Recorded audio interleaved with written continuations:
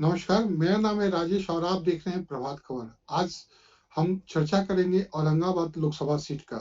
Aurangabad Lok Sabha seat पे 19 तारीख को मतदान होना है, यानी प्रथम फेज में यहाँ पर मतदान होगा। हमारे साथ औरंगाबाद से हमारे सीनियर साथी सुजीत जी जुड़ गए हैं। हम उनसे यह जानने का प्रयास करेंगे कि औरंगाबाद में जो चुनाव होगा, चुनाव की जो प्रक्रिया अभी चल रही है, जो चुनाव प्रचार चल रहा है, उसका क्या ताजा हाल है। इसके साथ ही साथ कौन प्रमुख प्रत्याशी वहां पर मैदान में है, कौन बड़े राजनेता चुनाव प्रचार के लिए आएंगे और वहां पर जातीय समीकरण क्या है। सुजीत जी, आपका स्वागत है। पहले ये बताइए कि औरंगाबाद में कब चुनाव होना है। राजेश जी, औरंगाबाद में जो औरंगाबाद लोकसभा क्षेत्र है उसमें पहले फेज में यानी 19 अप्रैल को चुनाव कराया जाएगा और इसकी तैयारी भी युद्ध स्तर पर चल रही है। कौन कौन प्रमुख प्रत्याशी हैं? देखिए, यहाँ वैसे तो 21 प्रत्याशियों ने नामांकन किया था, लेकिन स्क्रूटनी और नाम वापसी के बाद अब 9 प्रत्याशी चुनाव मैदान में रह गए हैं। इसमें आपको राष्ट्रीय जनता दल यानी महागठबंधन से अभय कुमार सिन्हा और एनडीए यानी भारतीय जनता पार्टी से निवर्तमान सांसद सुशील कुमार सिंह मैदान में हैं। इनके अलावे बहुजन समाज पार्टी से सुरेश कुमार हैं, people's party of India democratic से प्रतिभा रानी है, राष्ट्रीय जन संभावना पार्टी से रामजीत सिंह हैं, अखिल भारतीय फॉरवर्ड ब्लॉक क्रांतिकारी से शैलेश राही हैं। इसके बाद जो मोहम्मद वलीलुल्लाह खान है, राजवल्लभ सिंह है और सुरेश प्रसाद वर्मा है। ये तीनों प्रत्याशी निर्दलीय हैं, यानी कि 9 प्रत्याशियों में 3 निर्दलीय हैं और 6 प्रत्याशी किसी न किसी पार्टी व संगठन से जुड़े हुए हैं। सीधी टक्कर किससे लग रही है वहां पर? देखिए, औरंगाबाद लोकसभा क्षेत्र की अगर हम बात करें तो स्टार्टिंग से यानी प्रारंभ से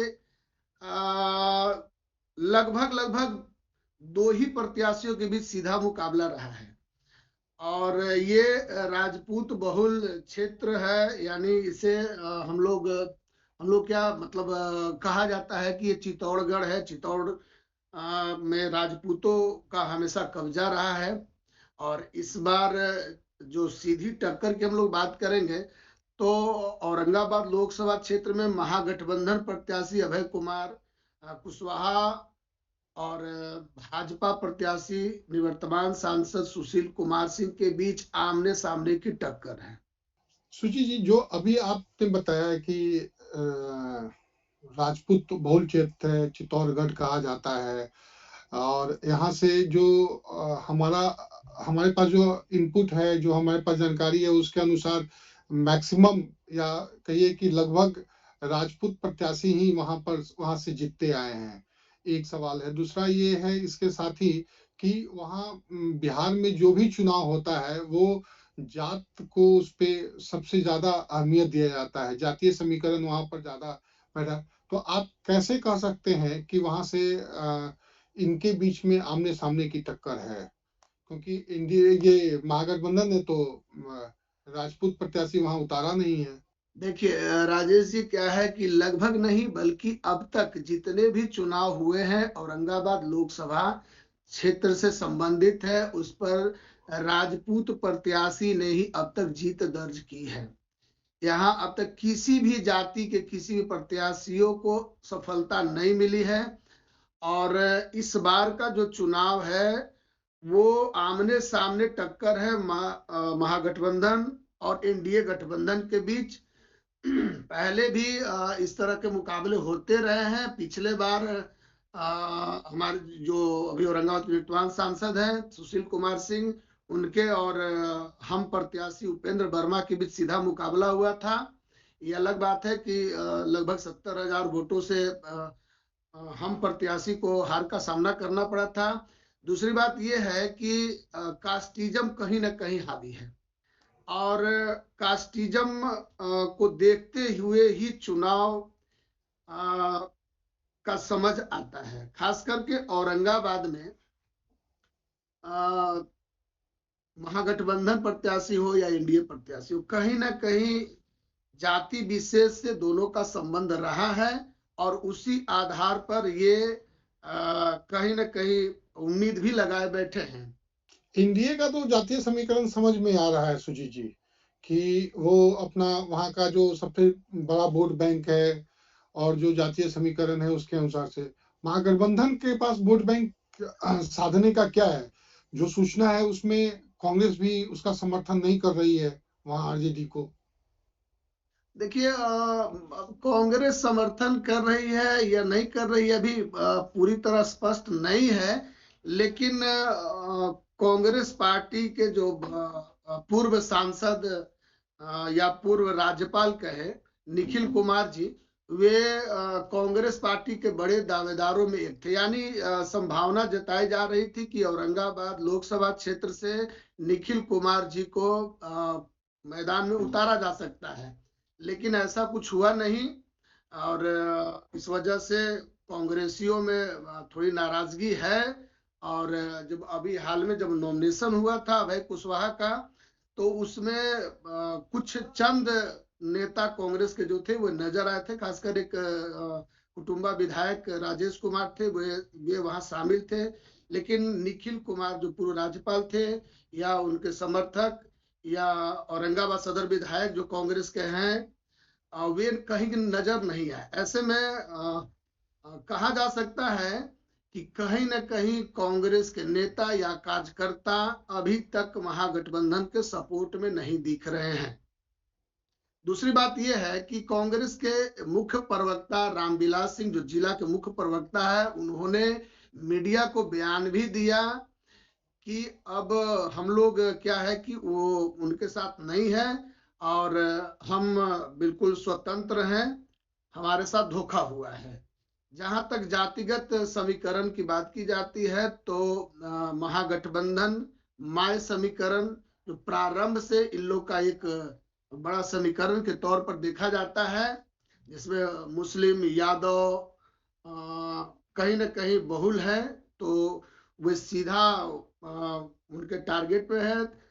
तीसरी जो बात है वो है कुशवाहा समाज। कुशवाहा समाज का औरंगाबाद में 1,30,000 के आसपास जो वोट बैंक है और उसको साधने की पूरी कोशिश में है। कुशवाहा वोट पर एनडीए की भी नजर है, इसलिए कि एनडीए के जो प्रदेश अध्यक्ष है, भाजपा के प्रदेश अध्यक्ष है सम्राट चौधरी, वे अभी हाल ही में बिहार के उप मुख्यमंत्री बनाए गए हैं। तो ऐसे में कहीं ना कहीं कुशवाहा समाज पर भी एनडीए की नजर है।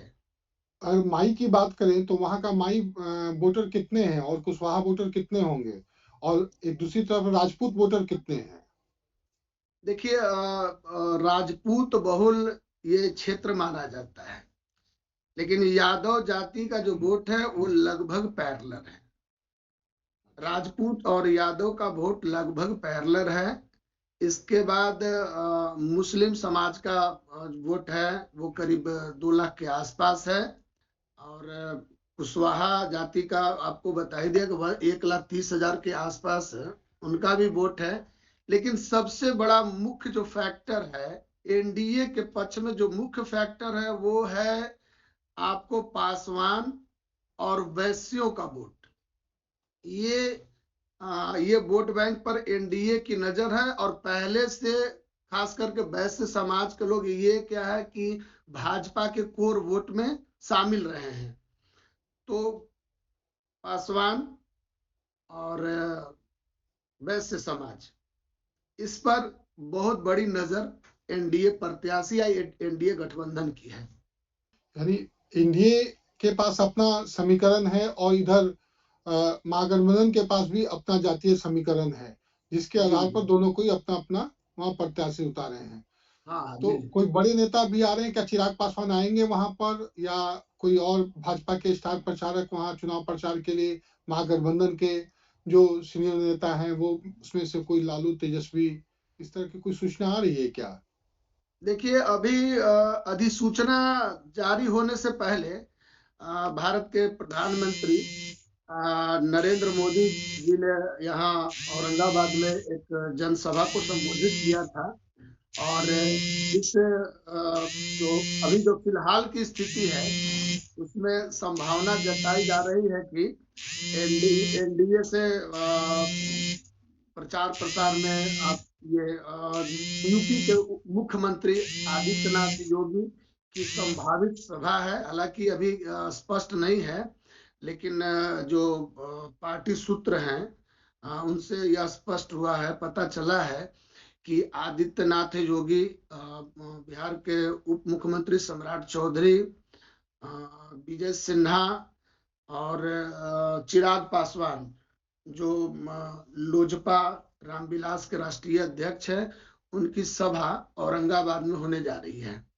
अभी तिथि का निर्धारण नहीं हुआ है, लेकिन 2 से 3 दिनों के भीतर यह स्पष्ट हो जाएगा कि कौन से नेता का सभा कहां और कब है।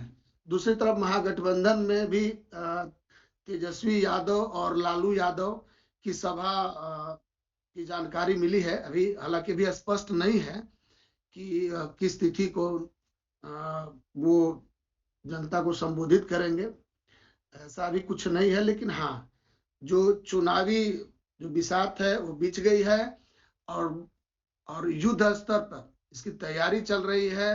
एक तरफ प्रशासनिक जो तैयारी है वो भी लगातार ऊंचाइयों पर है, लगातार उसके लिए काम हो रहा है।